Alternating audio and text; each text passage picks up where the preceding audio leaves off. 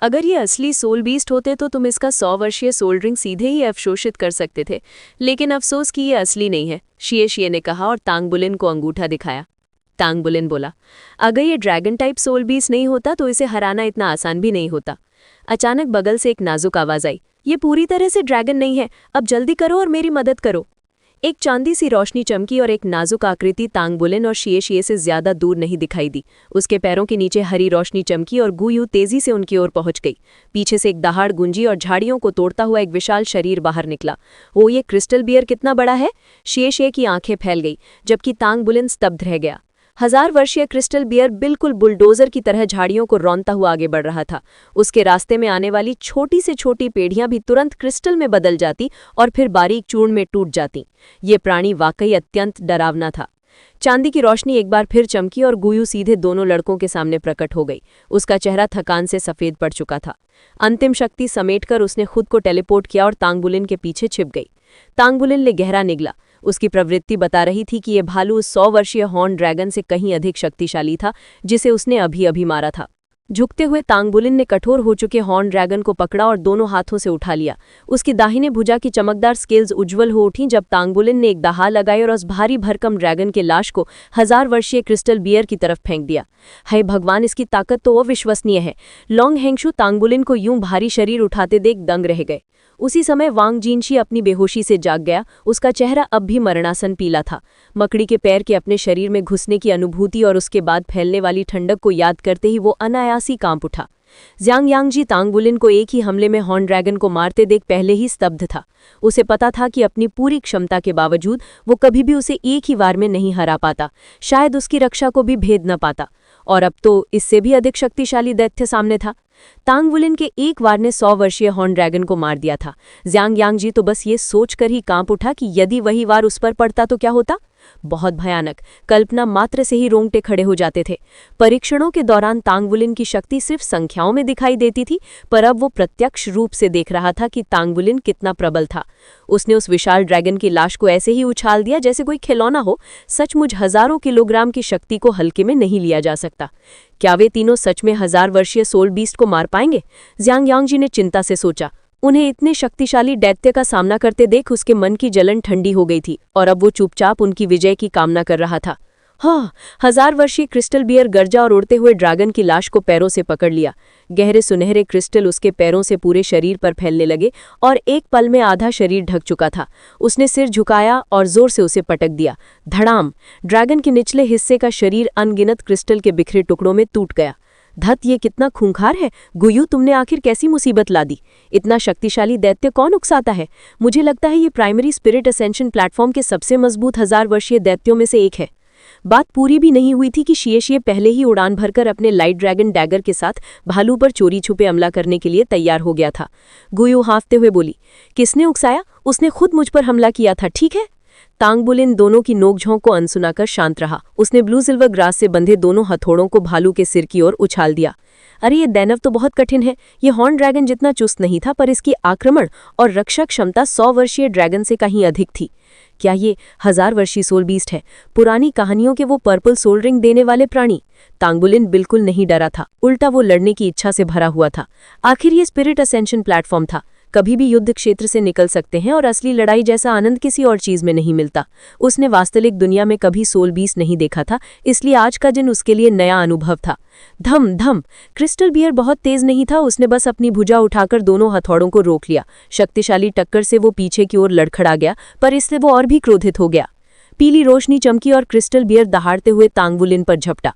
तुम दोनों पीछे हटो। शिए, इसकी कमजोरी क्या है? शिए बोला, क्रिस्टल बियर की त्वचा तांबे जैसी कठोर और हड्डियां लोहे जैसी मजबूत हैं, पर इसकी कमजोरी गर्दन है। यही इसका सबसे नाजुक हिस्सा है और इसकी सारी नसें यहीं केंद्रित हैं। समझ गया। तांगबुलिन ने ब्लू सिल्वर ग्रास को खींचा और हवा में उछल गया, भालू के आक्रमण से बचते हुए। अच्छा हुआ कि इस डैनव की कमजोरी थी, क्योंकि तांगबुलिन उतना फुर्तीला नहीं था। शायद गोल्डन ड्रैगन क्लॉ उसी पर कारगर हो जाए। बहरहाल ये तो स्पिरिट असेंशन प्लेटफॉर्म ही था।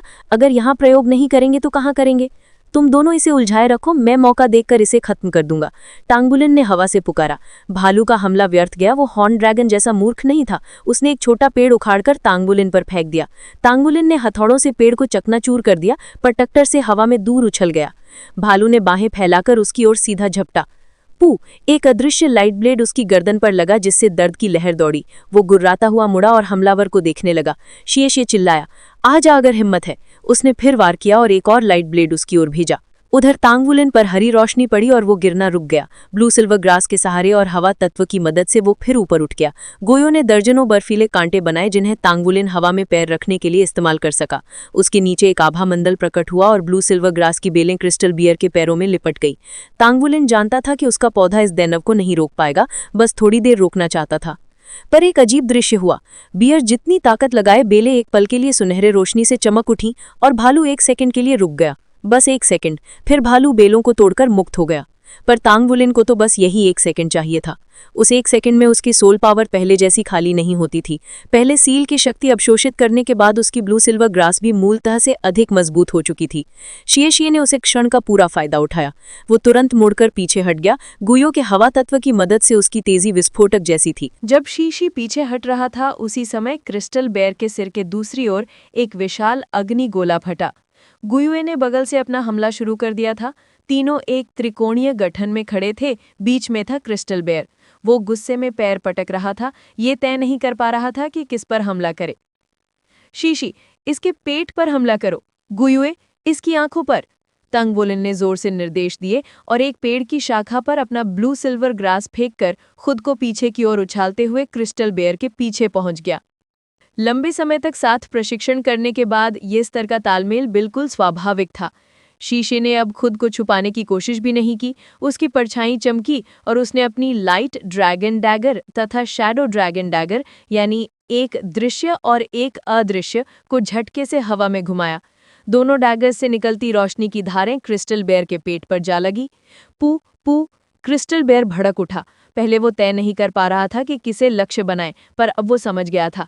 वो बड़े बड़े कदमों से शीशी की ओर दौड़ पड़ा। उसी क्षण छोटी लेकिन अधिक संख्या में अग्नि गोले उसकी आंखों की ओर बरस पड़े। बेयर ने अपना पंजा उठाकर चेहरा ढक लिया और सिर नीचे झुका लिया। पहले पेट पर लगे हमलों की वजह से ही वो झुकने लगा था, पर अब उसे और झुकना पड़ा। ठीक उसी समय तांगवुलिन ने आगे बढ़कर हमला करने का निर्णय लिया। उसके दाहिने हाथ का हथौड़ा पीछे खींचा था, जबकि बाएं हाथ का हथौड़ा उसके सीने के सामने रक्षा की मुद्रा में था। सुनहरी चमक के साथ उसने गोल्डन ड्रैगन क्लॉ छोड़ा और उसका हथौड़ा धरती हिला देने वाली शक्ति से क्रिस्टल बेयर की गर्दन पर आ गिरा। तांगवुलिन समझ गया था कि जीत या हार इसी एक वार पर निर्भर थी। उसकी मौजूदा सोल पावर सिर्फ एक ही ऐसे हमले के लिए काफी थी।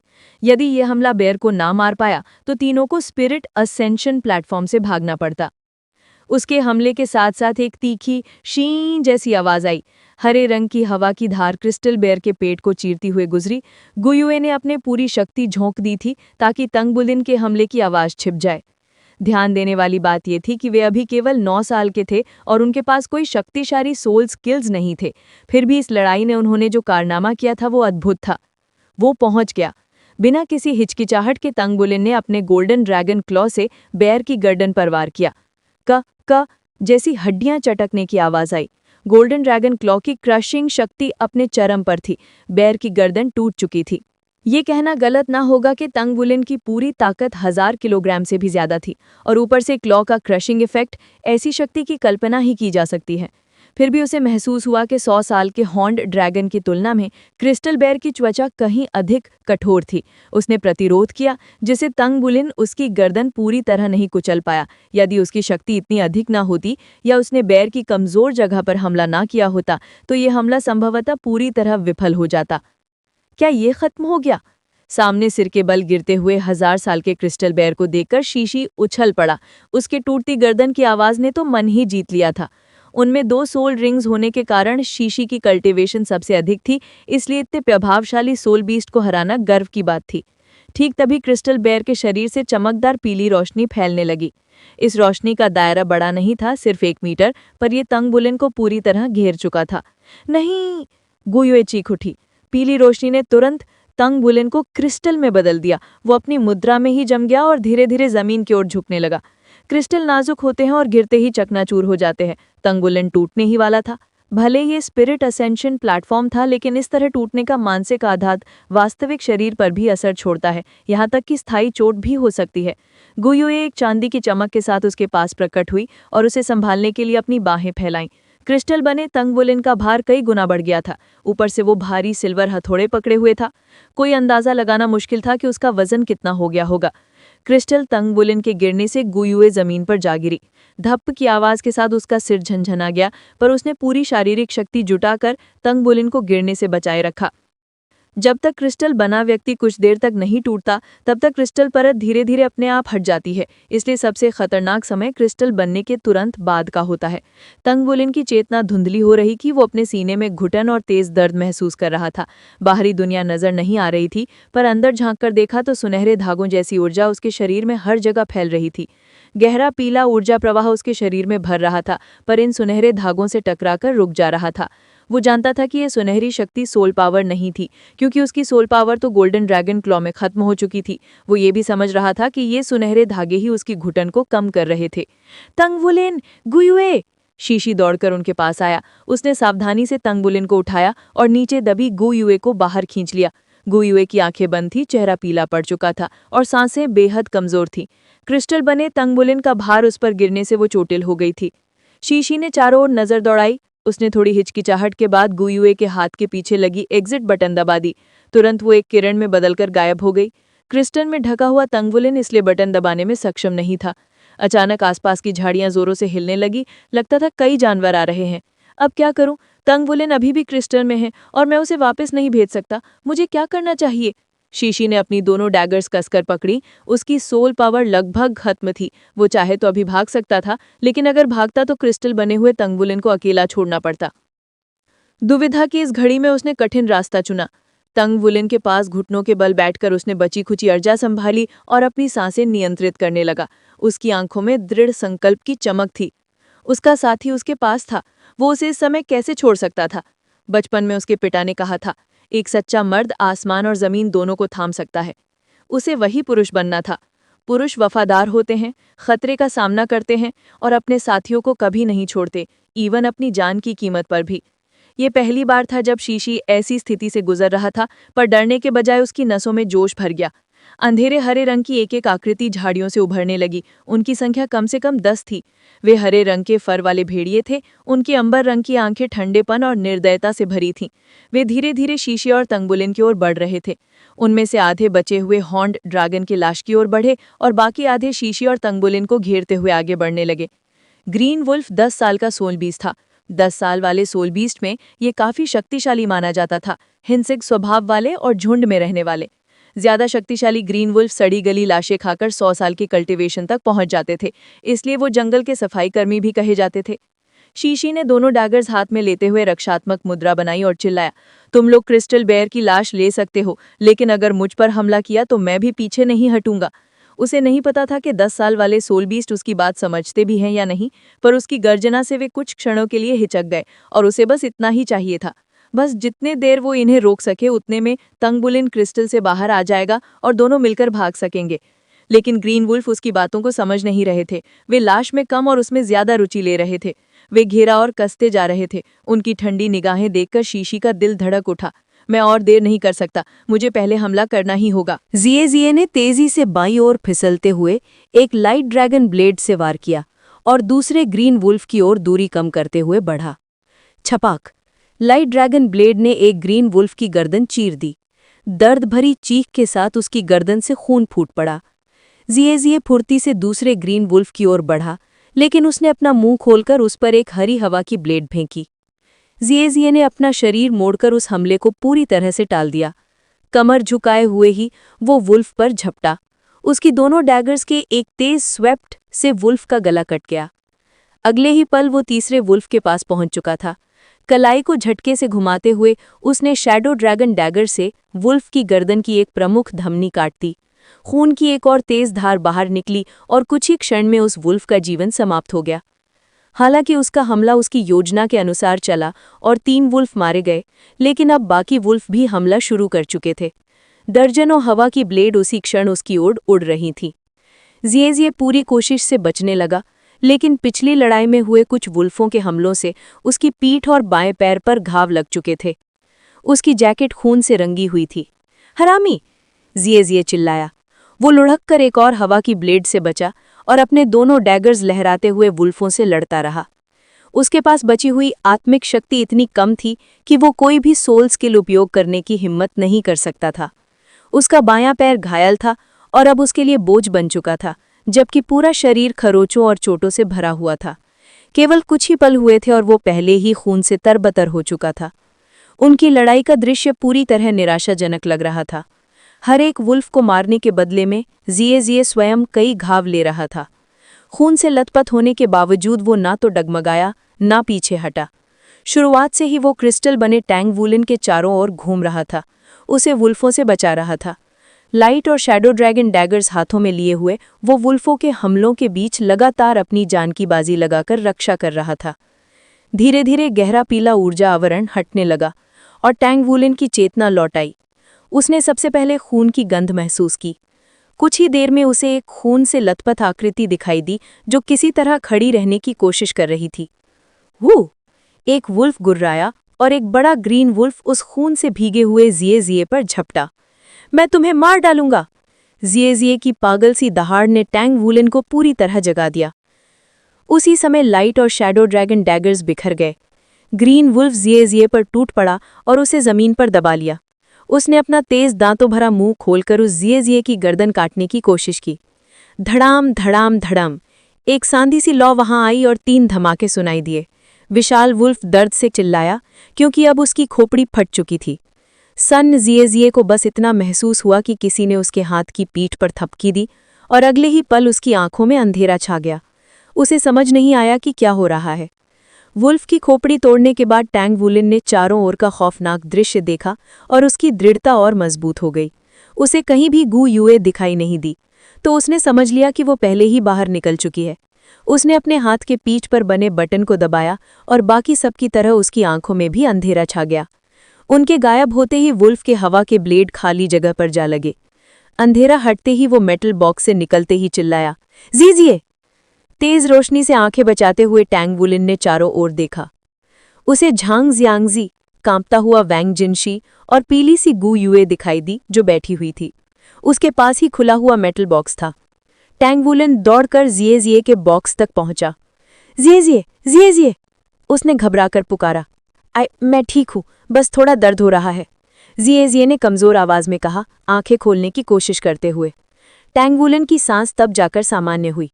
थकावट और क्रिस्टल बनने के दौरान हुई घुटन उसे अचानक महसूस हुई और वो नीचे बैठ गया। एक और वू झांगकंग और लॉन्ग हैंगशे खड़े थे। लॉन्ग हैंगशे पूरी तरह स्तब्ध थे, जबकि वू झांगकंग हमेशा की तरह शांत। स्पिरिट पगोडा के स्टाफ सदस्य ने ईमानदारी से कहा, जीनियस, ये सच में ऐसे प्रतिभाशाली बच्चे हैं जिन्हें खास तौर पर प्रशिक्षित करना चाहिए। क्या आप यकीन से कह सकते हैं कि ये बच्चे सिर्फ 9 साल के हैं?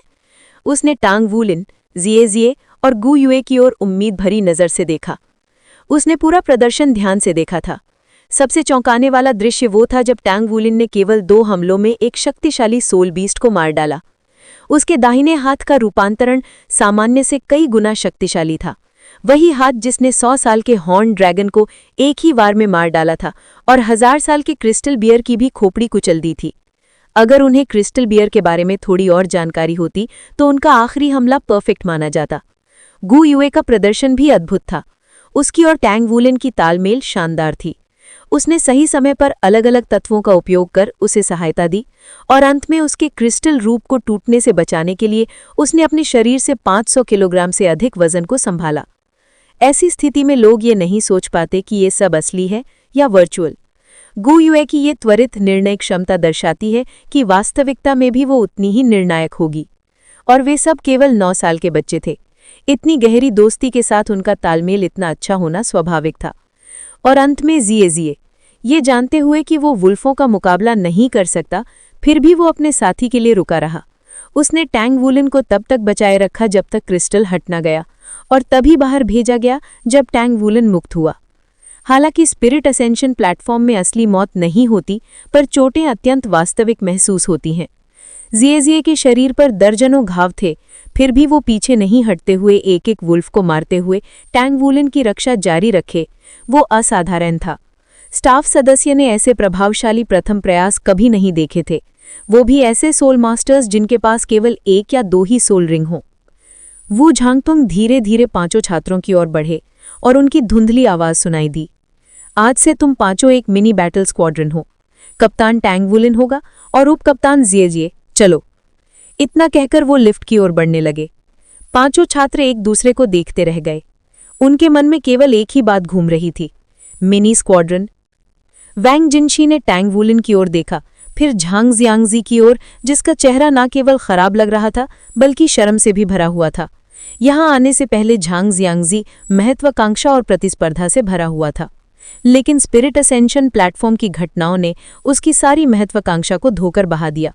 उसकी शक्ति की तो बात छोड़ दें, उसके कार्य भी उसके साथियों से कहीं कमतर थे।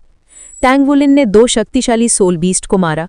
गो युए ने अपने शरीर की परवाह किए बिना उसकी रक्षा की और जिए ने अपने साथी के लिए लगभग जान दे दी। तीनों ही असाधारण थे।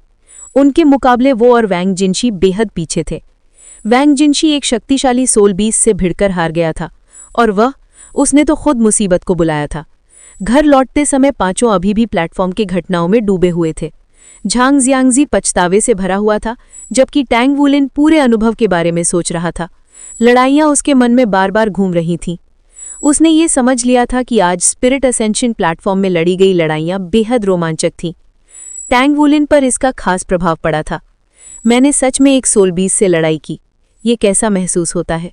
हालांकि उसे पता था कि अंदर सब कुछ वर्चुअल था, फिर भी याद करते हुए डर महसूस हो रहा था। ये जीवन और मृत्यु की लड़ाई का दबाव था। ऐसे माहौल में प्रशिक्षण लेना वास्तव में कहीं ज्यादा प्रभावी है।